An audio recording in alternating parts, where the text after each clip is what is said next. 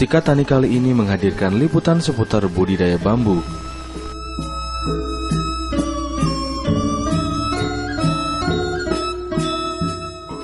Bali dengan iklim lembab dan panas menjadikan bambu dapat tumbuh dengan baik.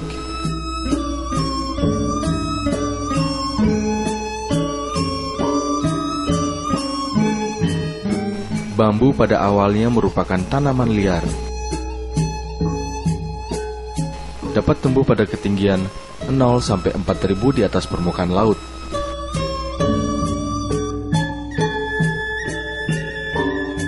Terdapat seorang pelestari bambu di Banjar Padangan Kaje, Desa Padangan, Kecamatan Pupuan, Kabupaten Tabanan.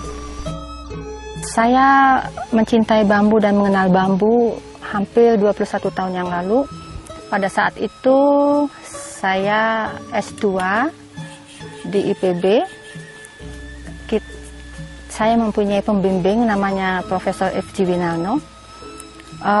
Pada saat tahun 90 itu, beliau baru datang dari Cina selama 6 bulan. Beliau sebagai staf ahli Menteri Pertanian ya, pada saat itu.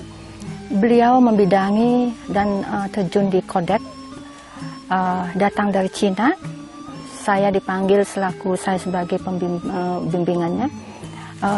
Kamu cari penelitian S2 rebung.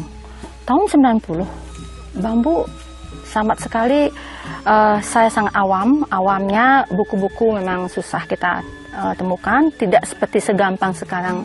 Apabila kita menemukan sesuatu masalah atau informasi yang kita harus dapatkan, kita mesti klik di internet, satu malam aja kita sudah dapat data. Tahun 90 buku-buku bambu peneliti juga tidak ada, dan bukan tidak ada, jarang. Saya coba karena saya senang tantangan. Bambu, baru mendengarkan nama bambu, saya sudah luar biasa, pikiran saya ke alam. Pada lahan seluas 45 are ini, Ibu Diah menanami banyak pohon bambu. Namun, tidak semua jenis bambu yang ditanam. Ibu Diah hanya fokus pada satu jenis bambu, yakni bambu tabah.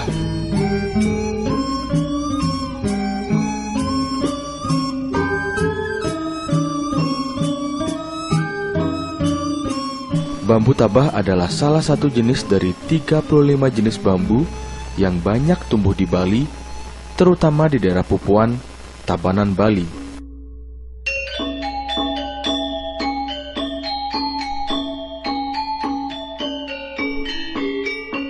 Rebungnya sangat enak, lembut, crispy, dan manis. Bambu tabah sangat memungkinkan dikembangkan untuk produksi rebungnya, mengingat belum ada yang membudidayakan jenis bambu ini. Luar biasa sekali. Dulunya bambu tabah ini hanya sekedar sampingan, selingan dan sebagainya. Ternyata sekarang mampu bisa minimal mengangkat prospek dan prestis daripada tempat daerah tersebut nih. Itu satu. Kedua, ibu-ibu kan kebanyakan di desa, di gunung ini itu tidak ada pekerjaan. Sehingga memungkinkan dengan keberadaan program bambu ini, mereka bisa mengupas, mereka bisa membibitkan ibu-ibunya, sedangkan bapak-bapaknya memelihara di kebun, ibu-ibunya menjual, kemudian mengupas, dan dampak yang luar biasa sekali seandainya di sini kita kembangkan industri, ya, bambu berbasis rebung bambu ini, kita akan bisa mengangkat di istilahnya industri pedesaan kita akan bisa bentuk. Kalau sudah industri pedesaan bentuk, karena program bambu ini sangat padat karya dan padat sumber daya alam yang luas yang dibutuhkan. Salah satu potensi dari tanaman bambu kini telah berhasil dimanfaatkan. Bambu dengan segala kegunaannya telah memberikan banyak manfaat bagi kehidupan manusia.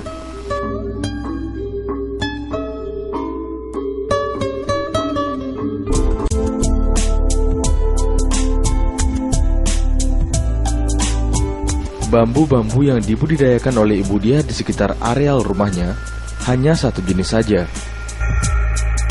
Jenisnya adalah bambu tabah. Bentuk batangnya kurus berdiameter sekitar 3-6 cm, memiliki tinggi maksimal sampai dengan 12 meter.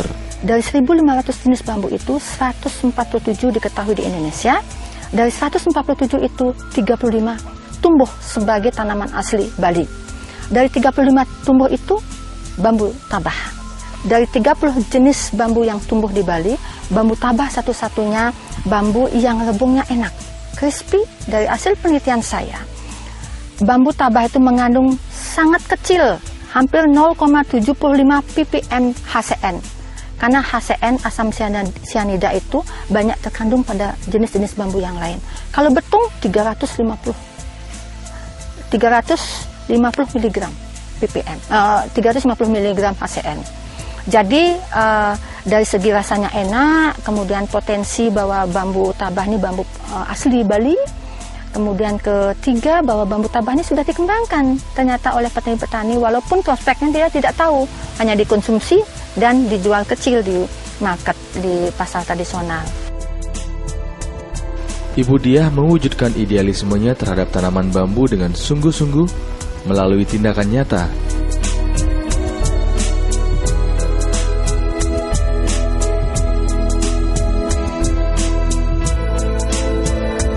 Dengan bantuan tenaga kerja dari ibu-ibu Dharma Wanita Banjar Padangan Kaje, upaya pelestarian bambu tabah terus dilakukan hingga proses pembibitan. Dari penanaman, dari bibit secara konvensional, batang bibit kita tanam, kemudian 6 bulan kemudian kita cabut, kemudian kita masukkan polybag dan kita tanam. Untuk lahan luas tanam untuk bambu tabah, karena ini diameternya kecil, dia hanya cukup 4x5. Penanaman bambu itu tergantung diameter. Makin besar diameter bambu, luas jarak tanam yang dibutuhkan makin luas. Kalau bambu betung antara 7x7, ada yang 6x6, ada yang 5x5, 4x4. Untuk bambu tabah cukup 4x4. 4x4 itu artinya bahwa bambu tabah itu jaraknya dekat, karena melihat daripada bambu tabah ini kecil, kemudian juga tidak membutuhkan lahan yang luas. Dari segi penanaman, awal penanaman dari bibit itu, dari polybag, tahun ketiga baru bisa diambil rebungnya. Setelah tahun ketiga kita pelihara dengan baik, kemudian kita lakukan tebang pilih namanya. Tebang pilih itu artinya, kalau ada bambu tua, di dekatnya tumbuh rebung, kita jangan panen rebungnya, kita biarkan. Kita harapkan pada bambu tua itu, pada musim panas kita tebang sebagai tanaman industri, bahan-bahan industri yang lain, entah itu penjor dan sebagainya. Dan rebung yang tumbuh yang kita biarkan akan menjadi induk.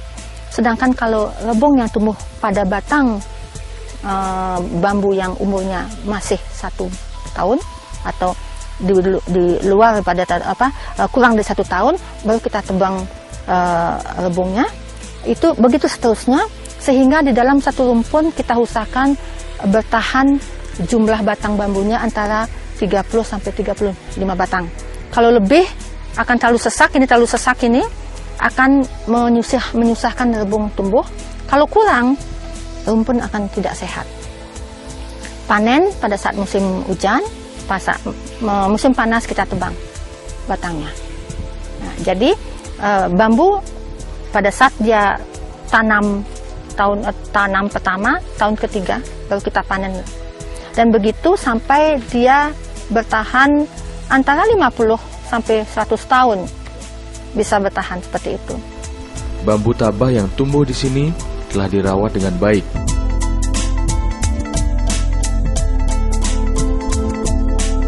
Jarak antar rumpun diatur sehingga keberadaan bambu terlihat indah.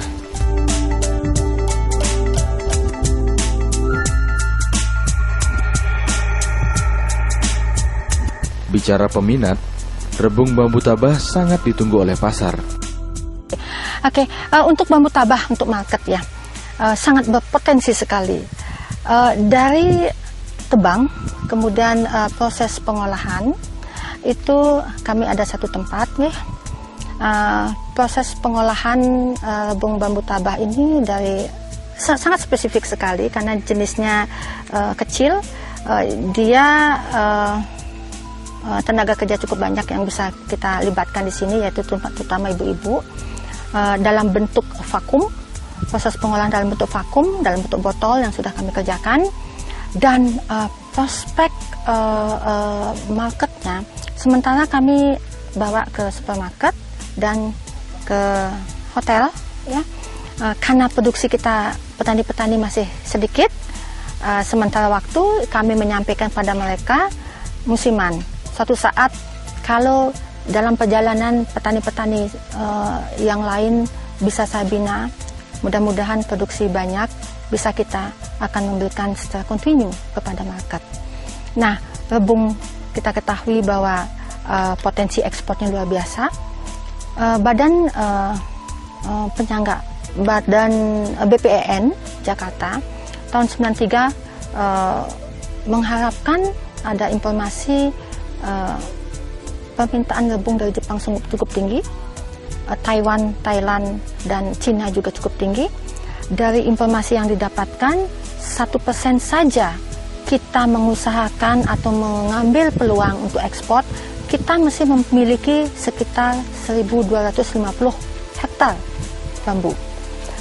Memungkinkan sekali karena peluang lahan cukup tinggi untuk dikembangkan. Sehingga nanti tahun-tahun ke depan saya memenuhi juga dulu kebutuhan untuk regional, lokal dulu, regional. Nanti akan kita harapkan ekspornya. Dan ekspor itu memang sudah betul-betul nyata karena hampir 3 kali saya cancel dulu karena produksi kita masih rendah.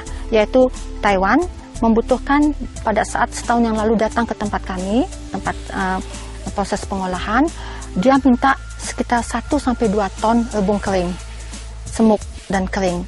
Ya, kami tunda dulu karena kami mengharapkan dengan pengembangan bambu dengan baik kita dapatkan produksi yang bagus.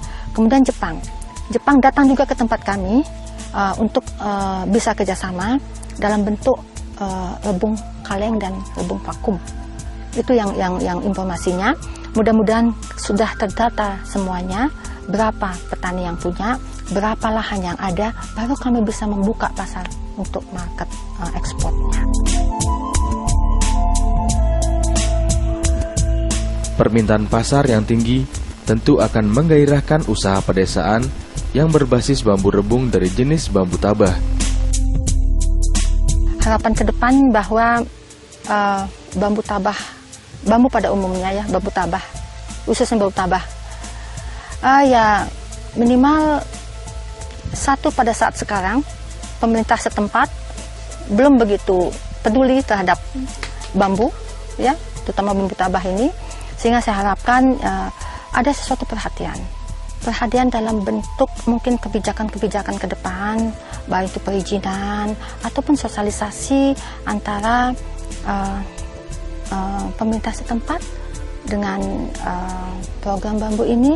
Kita betul-betul ada perhatianlah, tetapi dari segi memang kami dengan petani-petani yang saya tetap menganjurkan kepada mereka bahwa dampak positifnya terhadap bambu luar biasa sekali. Alam bisa terjaga, itu menekan panas global warming, panas bumi, ya. Kedua, prospek dia sebagai konservasi alam yang luar biasa. Ketiga, dia memberikan kontribusi terhadap nilai ekonomis masyarakat setempat. Kontribusinya bukan musiman untuk bambu tabah ini, adalah terus-menerus. Dalam artian, pada musim hujan, bambu dia mengeluarkan rebung yang memberikan kontribusi.